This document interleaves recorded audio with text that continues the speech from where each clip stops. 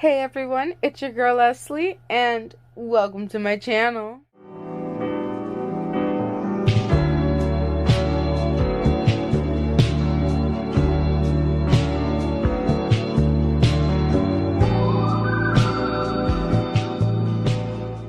So hey everybody, I'm sorry I haven't posted in a little bit. I've been quite busy. I'm going to be even more busy because I have to pack for a week because I'm gonna be free for the week next week. I'm so excited.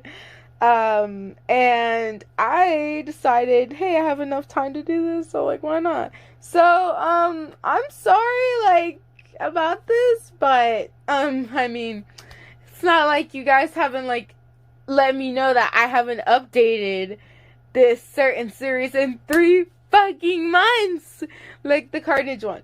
And the Carnage one is more popular. My goodness. Why are you guys doing this to me? Oh my goodness. I didn't forget. I necessarily kind of had a lot going on, so I didn't upload it in such a long time, and now I feel so bad. So thankfully I remembered, and I'm uploading it. I'm uploading it this time. My goodness, the embarrassment is unreal. Oh my gosh. I'm sorry, y'all. I can't keep up to date with anything. My goodness. Ugh, sorry about that. Anyways, y'all. So today we're gonna be reading Five Nights at Freddy's Fazbear Fights 7. So I just wanted to let you guys know I've recently got the collection for the whole books and all that. So I might not be reading more of these books. Who knows? And technically putting them in order. I don't know how much we'll read, but we'll see how far we can go. Since we haven't read it forever, if we continue reading, it'll probably be up to 73 by now. Shit happens, people. Shit happens. I really do hope you guys enjoyed the Carnage one, because the Carnage one is gonna get interesting. And also, I will try and upload during the busy week. I will literally try my best. I do plan on in something, basic, but your girl, she's trying. She's surviving the whole world out here. So we's going to try our utterly best. But anyways, without further ado, let's get straight into this damn story, man. By the way, we are in page 40, if you have the book. So this is what the book like, and we is in page 40 if you want to follow along like a good child. Yeah. Anyways, let's start this. Now there's nowhere to hide since you pushed my life aside. To lie down. He was so exhausted that every bone and muscle in his body felt heavy as lead. He didn't lose consciousness, but laid there in some sort of stupor. I don't even know what that means. His eyes open, but not really seeing. The vibration of the tag-along time wristwatch startled Robert. But that was impossible. He had destroyed the bear. It couldn't send him messages anymore. Maybe he really was asleep and this was a dream. Wouldn't it be wonderful if this was all just a really bad dream? Robert slapped his own face and felt the sting. He wasn't dreaming. He lifted his arm and looked at the watch. A message from Freddy was flashing. With a shaking hand, he tapped the icon. Why don't you go to the cliffs? No! Robert yelled, clapping his hands over his ear. No, this is impossible. That bear is practically just ashes now. I can't be telling you to kill myself. It can't be telling me anything. Robert ran outside and lifted the lid of the garbage can. The Fred doll was charred, but it still was grinning. He reached inside the can and pulled it out. The bear stank of smoke and lighter fluid and was singed and blackened in some places, but was still intact. Robert knew that he spent too much time without any adult company since Anna died, and sometimes he felt so sad and lonely that he wondered if he should see a therapist. He probably should. But now it seemed that he had moved beyond the need to just talk to a caring professional. boy need to go to a whole psychiatric center. I don't even know what to tell you. Oh, by the way, I even forgot to tell y'all this. So, man, I feel stupid right now. But this is a very late update to this. So basically, long story short, Robert, his child got kidnapped, by some guys, by a van. And, he didn't have enough time to read the license plates because the, van basically drove away. This is a very crappy summary. And, basically, he quickly called the police, yada yada, filed a missing report, got anything he could, tried his best to help the cops. Now he's by himself at the house, lonely, just worried as hell because his child literally got kidnapped. And the Freddy doll is telling him to go to the cliffs, which, if you guys know, the cliffs, it basically is where people killed themselves a lot. I'm sorry. But basically people, like, themselves. And he got this bear only a few days ago, and he never mentioned the cliffs. So we are now wondering why the hell, number one, does that bear know that? But I know about the cliffs. I go to the cliffs and I throw that bear off the cliffs. Shit, talking to me like that, bitch. You gonna fucking die in the cliffs first before I do. Basically, well, getting tired of the Fred doll or whatever, he basically threw it in the recycling or trash bin outside and basically poured that bitch full with gasoline and basically put that bitch on fire. And went back inside, forgetting about the wristwatch, which he should have fucking thrown away too, but, you know, whatever. And then after a while, here we are. There's your small little summary, or paragraph, whatever. There, now we can continue so it makes sense now.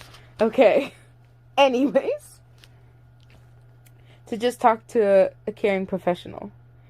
The trauma of losing Tyler after losing Anna had caused him to lose something else, his mind. But he had destroyed the bear. He knew what he had seen. When Robert had first seen the bear in the store, he thought it was cute, a nice, cuddly friend for his little boy. But now, the bear's once charming smile looked evil. There. I don't even know how to fucking say that word. Shit. Google, I need your help, girlfriend. Anyway. Its black brows seemed to slant downward, in a classic cartoon depiction of evil. It was all clear now. Robert had brought the bear into the house, and Tyler had disappeared. Tyler's disappearance was the bear's fault. The bear could not continue to exist. Robert fished his car keys out of his pocket. He placed the bear in the driveway in the direct path of the car's left front tire. And then he got into the car and started it. He felt only slight resistance as he drove over the bear. Then he put the car in reverse and backed over it. He then ran over it one last time, leaving the bear's body trapped beneath the tire. A furry Freddy pancake. That might be nasty, though. Going back inside the house, he heard his phone ringing. How he could be so stupid to leave his phone inside. Was the exact kind of stupidity that got Tyler kidnapped in the first place. He ran over to answer it. Yes, he panted, out of breath. Mr. Sanson, this is Detective Ramirez. Are you okay? It was such an absurd question that he almost laughed. Of course he wasn't okay. His child was missing, and he just spent the last 5 minutes intentionally running over that child's favorite stuffed toy. These are not actions of a person who was okay. He decided her question didn't deserve an answer. Instead, he only asked the question that mattered. Did you find him?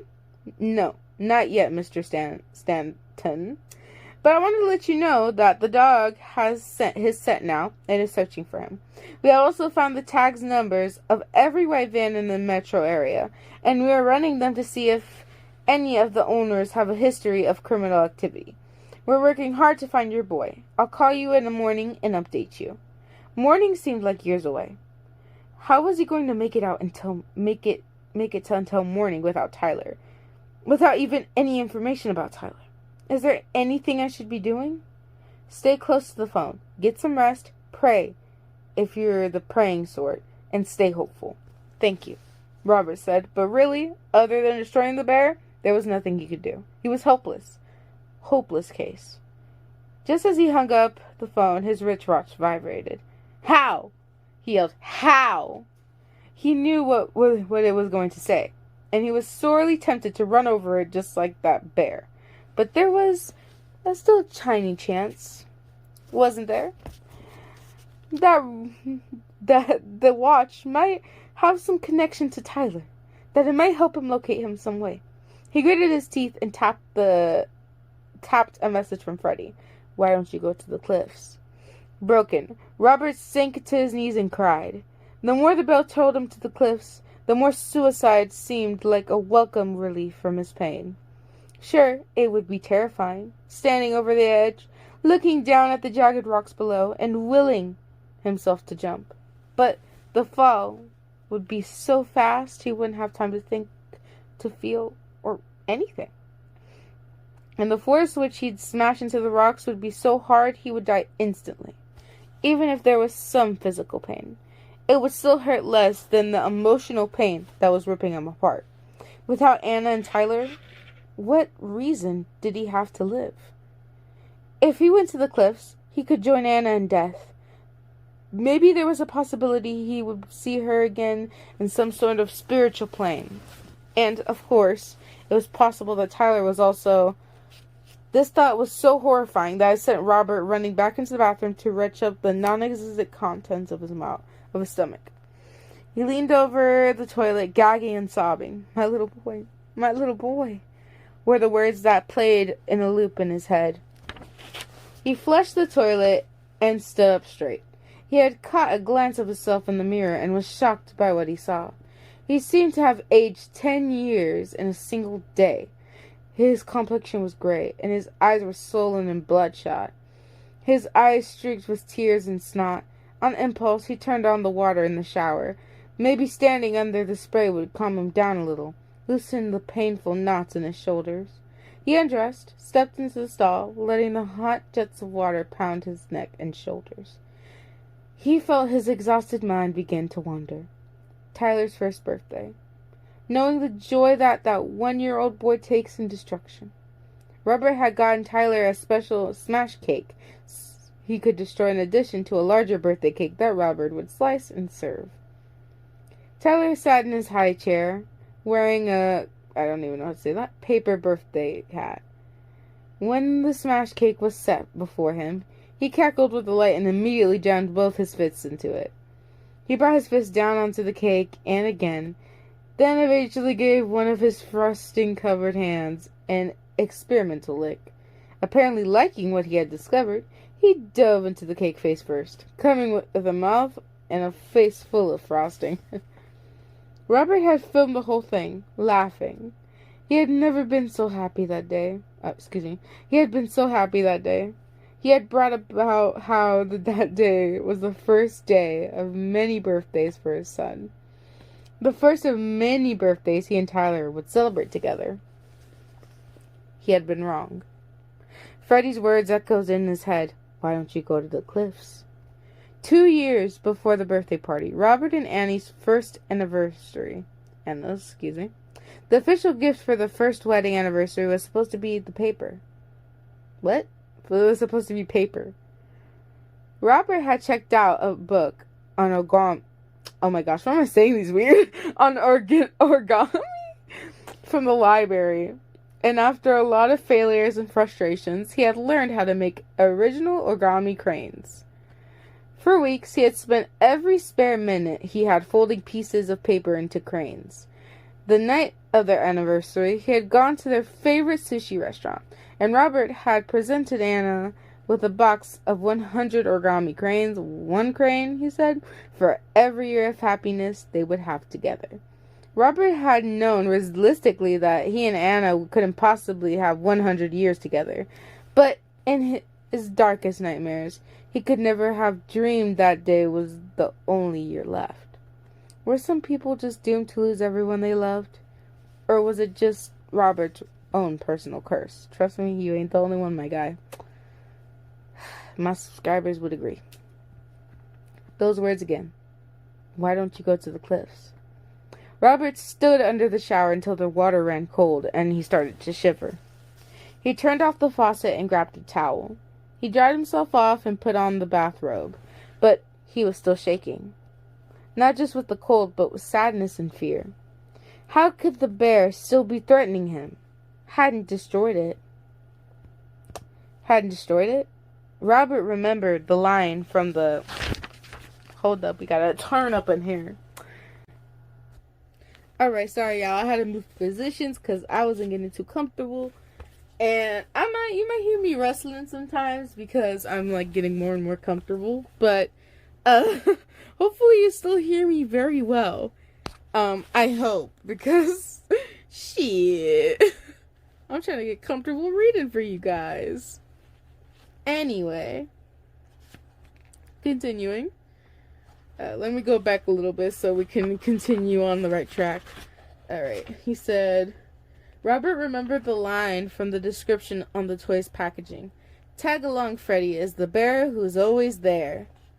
Robert threw an old t-shirt and a pair of shorts, then grabbed the scissors from the bathroom cabinet. He ran out of the house and into the driveway. He yanked the doll out from under the car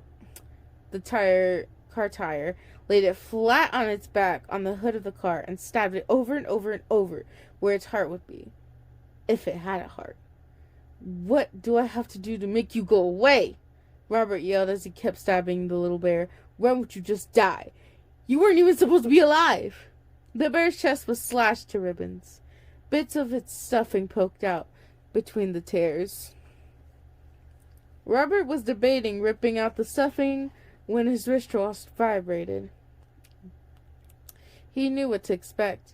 He knew it would be awful, but the little flutter of hope from somewhere inside him whispered, What if? What if it was news about Tyler? What if I could save him? He took a deep breath and tapped a message from Freddy. Why don't you go to the cliffs? Why don't you go to the cliffs? Why don't you go to the cliffs? Why don't? Robert ripped off the watch and threw it against the pavement, smashing it. Damn it, finally, fool! Finally, the watch was silent. He picked up the bear and looked at its blank, googly eyes. All of his rage, all of his pain had turned into numbness that was somehow even worse. Fine, he says to the bear, feeling more emotionally drained than he had ever felt. We will go to the cliffs together. It's the only logical thing to do. Robert thought. Logical? You call that logical? Okay, sir. Okay, store. Call that fucking logical. Okay. Anyway. Robert was empty. He was a shell. Like a house that burned so that all of its insides were destroyed. It might not look so bad from the outside, but really, there was nothing left to save. It was time to bring in the wrecking ball. The final demolition was just a formality. He picked up the bear and went into the house. In the kitchen, he held the cat food's bowl until it was overflowing and put out an extra bowl of water. That should hold Barmithewel until the police discovered Robert's body and came to search the house. What? The police could turn the cat over to the animal shelter, and the shelter would find it a new home. It had never liked Robert anyway. Robert toyed briefly with the idea of leaving a note. But who would read it? Who would care? If he had anybody left to write a note to, he wouldn't go to the cliffs in the first place. He grabbed the bear and walked out to the front door, leaving it unlocked to make things easier for the police when they arrived to investigate. With Tag-along Freddy in his hand, he walked toward the cliffs. The night sky was changing from black to an early morning gray. A neighbor whose name Robert couldn't remember already up for his morning run. He slowed down when he saw Robert and started jogging in pace. Any news about your son? The man asked. The neighborhood gossip machine was apparently working as effectively as usual. Robert couldn't bring himself to speak, so he just shook his head no. I'm sure he's fine, the man said, which Robert knew which was a lie. How could a man be so sure that when the police didn't even have any information? Let me know if you need anything. Robert knew the man meant well, but really, let me know if you need anything was an absurd thing to say to someone in Robert's situation. I need my son back, Robert thought. But since the universe is too cruel to let me have that, I need to jump off the cliffs. If you can't help me with either of these things, then you are no use to me. Goodbye. The man continued his run, and Robert started running in the opposite direction. But Robert wasn't moving like a man getting some exercise.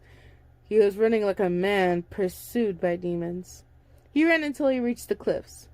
He made a beeline for one everybody called Jumper's Cliff, still holding his small, stuffed enemy. When he stood at the summit and looked down at the rocky ground far below, it felt like his stomach dropped to his shoes. He always has been afraid of heights, but had crazy consider it a sinnable fear. It wasn't crazy to be afraid of something that could actually kill you. And now, even though death was his goal, he still felt afraid when he looked down. Robert held up the teddy bear and stared at it. "This is what you want, right?" he asked. The clear tears clouded Robert's eyes as he thought of Anna dying on the operating table during what should have been the happiest occasion of their life, the birth of their son. She never would have chosen to make such an early exit from life. She wouldn't have wanted Robert to make an early exit of life either, especially when, unlike her, he had a choice. The living Robert had been doing since Anna died wasn't really living. Anna wouldn't have wanted that for him either. He wouldn't have wanted him to shut out his friends, eat little sad sandwiches at his desk at work. He would have wanted him to go out with coworkers, eat a half-price sushi. She would have wanted him to enjoy fatherhood, but also enjoy the company of other grown-ups. Anna had loved life and had loved Robert. She wouldn't have wanted him to give up on himself. And she wouldn't have wanted him to give up on Tyler either. Not when there was a small hope that he might be alive. He thought of Tyler when he would stretch his arms up and say, "Pick me up, Daddy." When he would giggle and say, "Daddy, silly." And whenever they played Tickle Monster, or rhyming games, or reading books together. It was easy to get overwhelmed by the daily stresses of parenting, the effort of keeping a child clean and fed and cared for day in and day out. It was undeniable the will of a toddler often posed a formidable challenge. But the truth was, most of the time he and Tyler spent together was great. He wouldn't trade it for anything. If there was just one small chance he could hear his little boy's voice again. Robert held up the despised bear and stared into its empty eyes. He drew back his arm and pitched the doll as hard as he could over the edge of the cliff.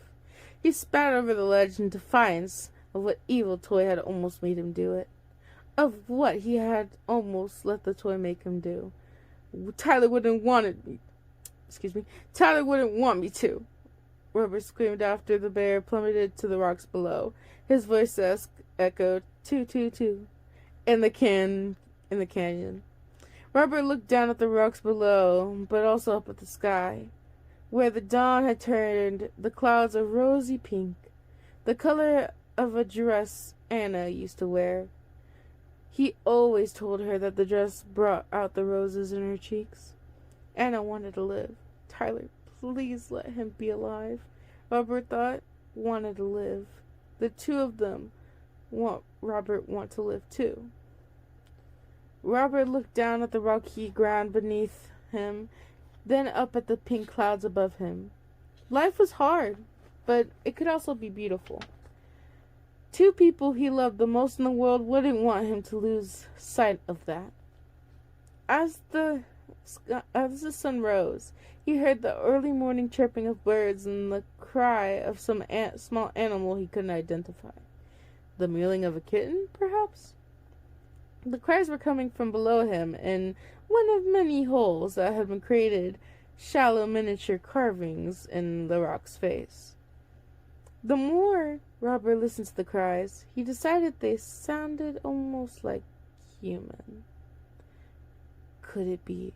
Robert's heart felt though it might pound right out of his chest. He made his way underside of the cliff. He had to resist the dangerous temptation to run. How embarrassing that would be if he had decided to live and then fall out of a cliff by accident. As he got close to the carvings, the cries became more distinct. A high keening that would sound like that could be a wounded animal, but could also be a frightened human child. Oh my god, I don't want to, like, oh my gosh, I'm gonna be so sad, dude. I'm gonna be shitting tears and bricks, bro. Oh my gosh. Anyways, Robert stood in front of the openings in the rock face, hoping that he would see his son, not the wounded animal that might attack him out of fear. Tyler! He yelled. Tyler, is that you? Daddy! Tyler's voice, weak from crying, came from the hole nearest Robert. Daddy, Daddy, come get me. The hole wasn't wide enough for Robert's shoulders. Hold up. Let's think about this. Do you truly think that there's a child in there? No, I'm listening. Do you truly think that there's a child in those holes? Yeah, I don't think so either. My goodness. Anyways, excuse me. Continuing. To fit through. I can't fit in that hole, buddy. You're going to have to come to me. Come toward my voice. Buddy, you can do it. He could hear scrambling in the hole, and then, what couldn't have been more than a minute, Tyler poked his head out of the rocky opening like some kind of woodland creature. He held out his arms, and Robert scooped in and hugged him. Robert was dirty and sweaty from his overnight stay in the carvings, but to Robert, he still smelled sweeter than anything else in the world. You scared me half to death, buddy, Robert said, still holding Tyler close. Why in the world did you run off like that? I saw a doggy, Tyler said like it was almost a logical answer in the world. So you tried to follow the doggy and got lost? Uh-huh. Tyler rested his head on Robert's shoulder. Well, that was really dangerous, buddy. You could never leave the yard unless I'm with you. Promise me you'll never do it again. Okay, Daddy, Tyler said. Robert hoped he meant it. Good, let's go home. Yeah, carry me, Tyler said, and Robert could hear the tiredness in his voice. Okay, buddy. Robert was tired too, but now he had found his son. He felt he had strength to carry him for a million miles. Okay, so he found his son. Do you really think that is his son? Let's think about this. Let's truly think about this.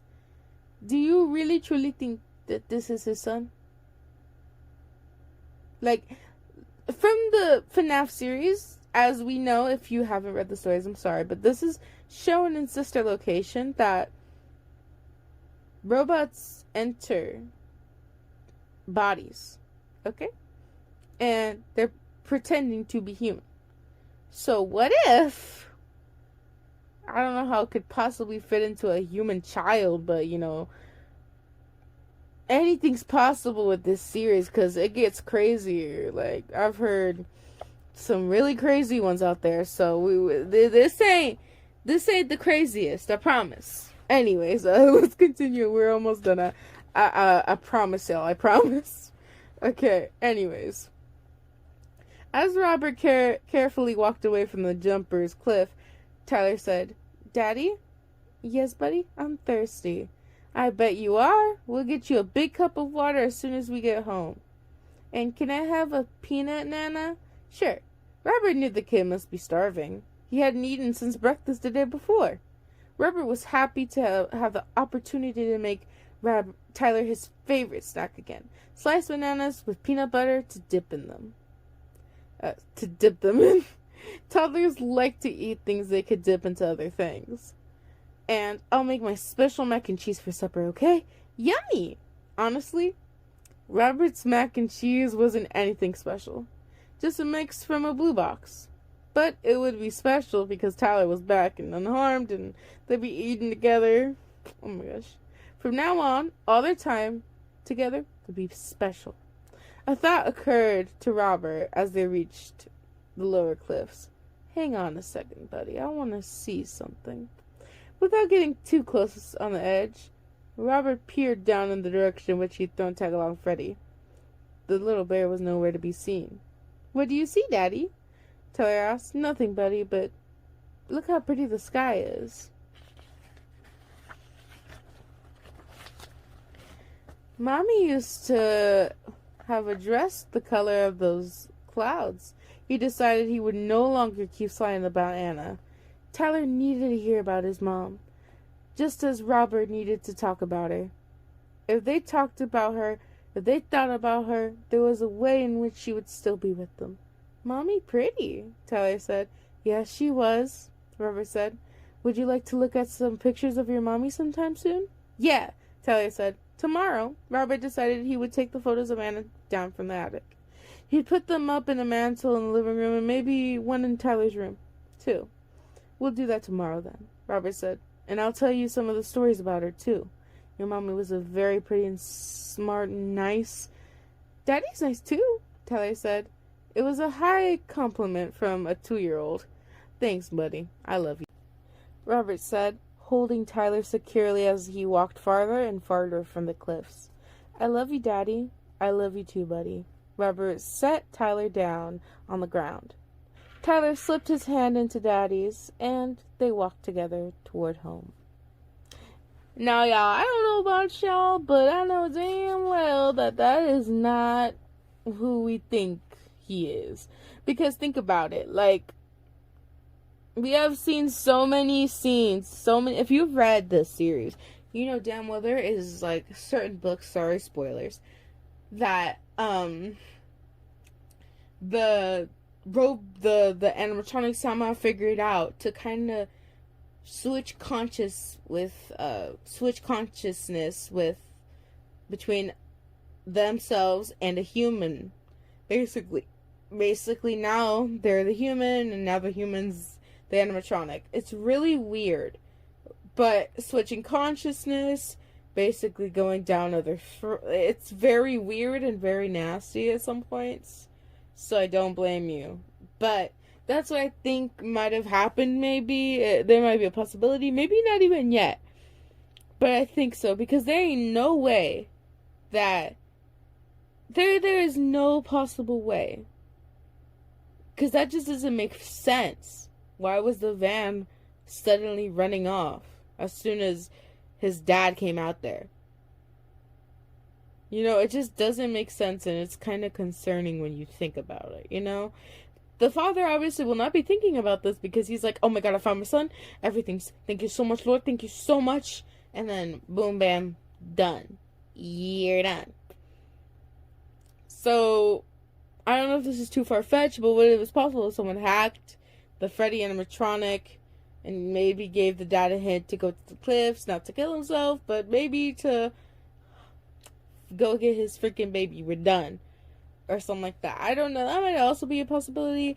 But with these books, you just don't know. It's a twirl of events. And I'm sorry if you hear me a little bit far. I'm reading very in a comfortable position. But luckily, we are done. And now we're going on to a new chapter. But I will not. Or a little, like, thing of it. Like, I don't know. I'll show y'all later whenever we read this next time. Anyways, I hope you guys enjoyed. Like, subscribe, and hit the notification bell for more amazing videos, guys. Honestly, I did enjoy reading this. I'm glad that we at least have a kind of happy ending for now. Finally finding this guy's kid. You know, I've never felt more bad in my entire life reading a book. Like, because, you know, they just give me the feels, you know what I'm saying? It's just like, damn, that's sad. But anyway, side note, y'all, if you want to read the type of books I read and you want really, like, just good quality stories, especially, like, if you're a sucker for romance, LGBTQ plus stories, or just basic interest, maybe some crazy things that you probably didn't think about reading, and you're like, oh my god, that sounds like a great idea to read. Why didn't I think of that? because that's what some of these stories I have. So basically, I made a reading list on Wattpad of all the stories that I believe deserve attention. Most of them, I believe, are done or unfinished or currently updating. They are really good. I really do suggest you check that reading list out. Maybe you'll find things. Maybe you guys can even suggest me your own reading list. But if you check out my reading list, as you can see, I have very several tastes. Especially when I recently added some type of gay mafia thing, which I honestly took very much interest in. It's actually very nice, and I feel like one of them portrayed a really realistic relationship. I really liked it, so if you're interested in that, go ahead and read it. I personally liked it a lot. It was very interesting. Just, very, very nice to read those type of stories, and it was complete too, so I was like, that's on period. I was very happy about that. But, there's also, for chubby people like me. I think there might be even a blind one, even though I don't know. We're not gonna get into detail about that. And then there's even ones that you didn't even think. They're like, oh my god, why did I think about that? Wait, I'm not weird. Oh, well. Okay, well, anyways, I'm gonna link it down below. I also put it in one of my posts somewhere, if you guys want to go check it out there as well. But, anyways, gots to go. Bye and peace.